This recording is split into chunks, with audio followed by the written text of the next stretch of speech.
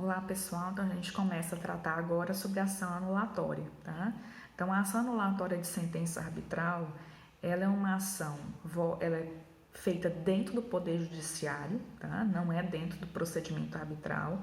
Aí nesse caso o procedimento arbitral já vai ter encerrado, já tem um título executivo, então já posso solicitar o cumprimento dessa sentença, mas eu sou a parte que acha que tem algum problema naquela sentença e que eu preciso resolver esse problema, que não dá para cumprir ela do jeito que está, tá? Então, o que eu faço? Né? Já que no procedimento arbitral não existe recurso contra a sentença arbitral. No máximo, pedido de esclarecimento, que a gente viu no vídeo anterior, que não é, na realidade, um recurso. É um pedido de esclarecimento ou um pedido de correção de erro material. Então, não há recurso no procedimento arbitral. E eu também não posso interpor um recurso dentro do Poder Judiciário. O que eu posso solicitar é a anulação da sentença. E a ação anulatória da sentença arbitral, pela legislação, isso lá no artigo 32, 33 e também dentro do artigo 18, que o artigo 18 trata da irrecorribilidade, o artigo 32 trata das situações de nulidade da sentença arbitral e o artigo 33 vem tratar da ação anulatória, tá? Então, dentro da ação anulatória, eu tenho situações que podem ser suscitadas como causas de anulação, tá? Lembrando que essas situações são de nulidade relativa. Então, eu sempre preciso buscar o Poder Judiciário, provocar ele e dizer aonde está a situação que deve ser anulado dentro da sentença, que deve levar à anulação da sentença arbitral, seja ela parcial ou seja ela total. Então, essas situações estão no artigo 32, no inciso 1 até o inciso 8º. São até o inciso 8º, mas uma das situações foi revogada, então nós temos 7 hipóteses, tá?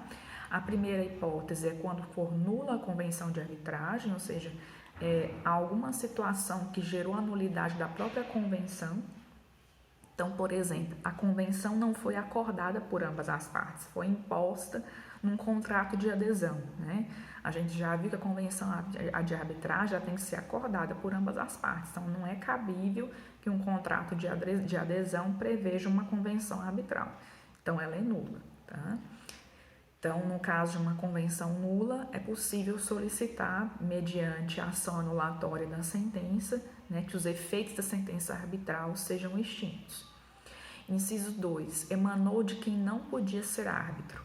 Então, tem alguma situação de impedimento ou suspeição daquele árbitro, né, que, por exemplo, não foi acatada por ele, mesmo havendo aí a incitação dessa nulidade, dessa suspeição, né, para o próprio árbitro, ele se negou a acatar o procedimento e deu seguida à nulidade dele, né, de atuar dentro desse procedimento, esse impedimento, essa suspeição, e deu sequência ao procedimento arbitral até a prolação da sentença.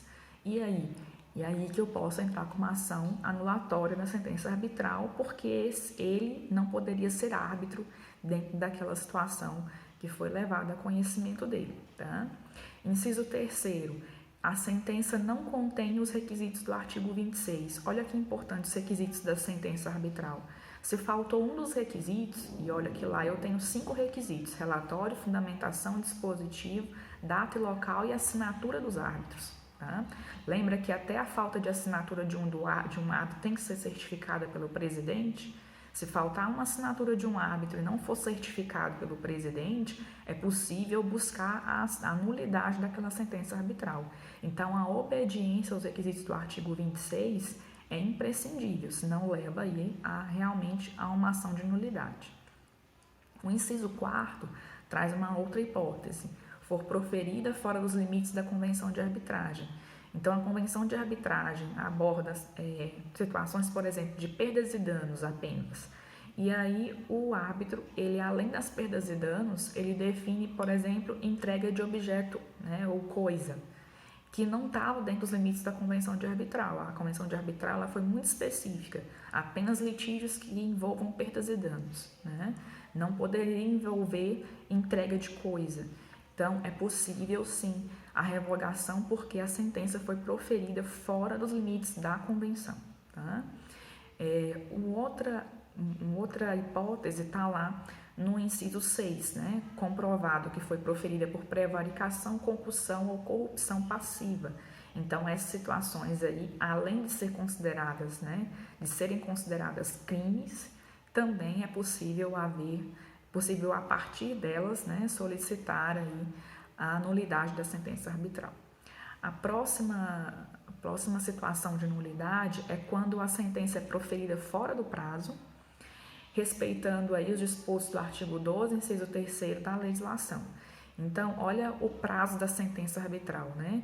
Então, pela legislação, o prazo é 6 meses, mas as partes podem acordar outro prazo. Se o árbitro não obedece o prazo de estipular, de proferir a sentença arbitral, se for uma sentença arbitral considerada intempestiva, ela é possível aí de ser solicitada, né? É possível ser solicitada a sua nulidade perante o Poder Judiciário. E a última hipótese prevista pelo artigo 32 da Lei de Arbitragem é quando forem desrespeitados os princípios que trata o artigo 21, parágrafo 2º da Lei de Arbitragem. Lembra dos princípios impositivos? Ampla defesa, contraditório, devido processo legal, isonomia das partes, né? Inclusive a possibilidade da liberdade do árbitro decidir.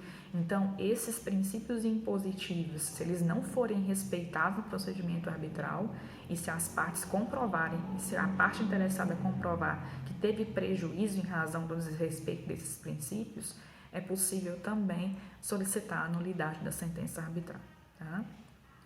Ótimo. Então, a nulidade da sentença arbitral pode ser solicitada com base nesses requisitos previstos no artigo 32. Tá? Na verdade, não são requisitos, são hipóteses de nulidade. Tá? E aí a gente vai analisar agora o artigo 33, que lá no parágrafo 1º determina como é que tem que ser feito o pedido aí da ação anulatória, tá? Então, a ação anulatória ela vai respeitar todos os requisitos das ações judiciais normais previstos lá, né, no artigo 319 do Código de Processo Civil. Então, como fazer a petição inicial, você vai seguir o mesmo procedimento comum de uma petição comum, tá? Previsto no Código de Processo Civil, artigo 319, inclusive colocando o valor da causa.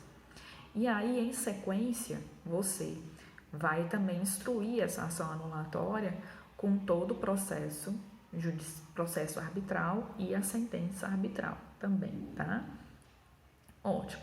E o que traz ainda, né, o artigo 33 e além do artigo 33, o artigo 23 da Lei de Arbitragem?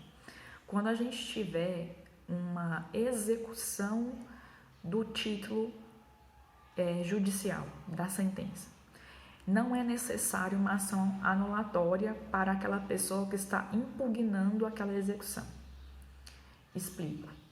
Por exemplo, eu não tenho, o procedimento arbitral finalizou, eu não cumpri a sentença, ela foi uma sentença condenatória, mas eu não cumpri porque eu acredito que a sentença tem uma situação de nulidade, que eu posso arguir conforme o artigo 32 da Lei de Arbitragem. Só porque eu ainda estou analisando essa situação.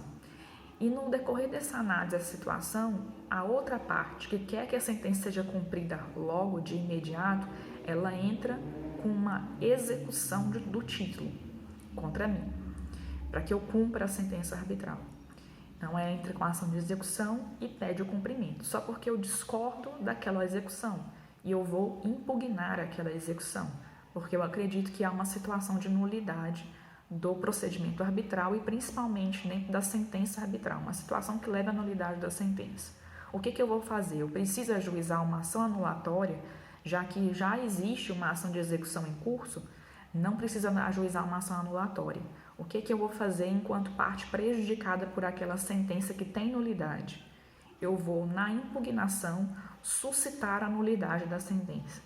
Então, na própria impugnação, é possível fazer o pedido de nulidade da sentença, apontando uma das situações e, claro, comprovando também uma das situações previstas no artigo 32, uma ou mais situações, né? E o rol não é excludente. Pode haver mais de uma situação. Então, na impugnação à execução, eu vou evidenciar qual é a causa de nulidade e o motivo pelo qual eu não acredito que aquela sentença tem que ser cumprida. Aquela sentença, na realidade, precisa ser cassada pelo Poder Judiciário, tá? Então, eu preciso delinear isso. E essa regra, né, está inscrita, inclusive, no próprio Código de Processo Civil, advém de uma interpretação do artigo 525, tanto pelo parágrafo 1º, inciso 3º, quanto pelo parágrafo 10 do artigo 525 do Código de Processo Civil, onde, né, pelo entendimento da leitura do artigo, em consonância com o artigo 23, parágrafo 3º da Lei de Arbitragem, a gente pode verificar que é dispensável a ação anulatória se eu tiver já uma ação de execução em curso. Basta que eu suscite isso por meio da impugnação à execução, ok? Ótimo, agora a gente fala sobre efeito da sentença anulatória. Então, qual é o principal efeito da sentença anulatória? Uma vez que eu solicitei a anulação da sentença arbitral pelo Poder Judiciário, o que o juiz pode fazer? O juiz do Poder Judiciário, não o árbitro, tá? Então, de acordo com o artigo 32, parágrafo 2º, uma vez julgada procedente a ação, ou seja, o juiz disse, olha, efetivamente essa sentença, ela tem nulidade, ela tem uma das hipóteses aí do artigo 32 da Lei de Arbitragem e ela deve ser anulada. Tem razão a pessoa que solicitou aí dentro da ação anulatória ou fez um pedido dentro da impugnação da execução, tá? Então, uma vez tendo razão, o que o juiz vai determinar? Ele vai cassar a sentença, vai determinar que aquela sentença arbitral ela não tem nenhuma validade e, se for o caso, solicitar ao árbitro que profira uma nova sentença, tá? Isso corrigindo os erros da anterior, corrigindo a situação de nulidade da anterior. Ele decreta, então, a própria nulidade do procedimento arbitral, tá? E aí a sentença tem que expor efetivamente se o procedimento arbitral ele é completamente nulo, não só a sentença, ou se há apenas a sentença e qual é a parte da sentença que é nula, o que causou a nulidade daquela sentença, ou a nulidade do próprio procedimento arbitral, tá? Então isso tem que ser exposto pelo juiz, pelo Poder Judiciário aí. Dito isso, a gente encerra esse vídeo e no próximo vídeo a gente fala sobre sentença arbitral estrangeira e a homologação da sentença arbitral estrangeira dentro do nosso ordenamento jurídico brasileiro, ok? É isso.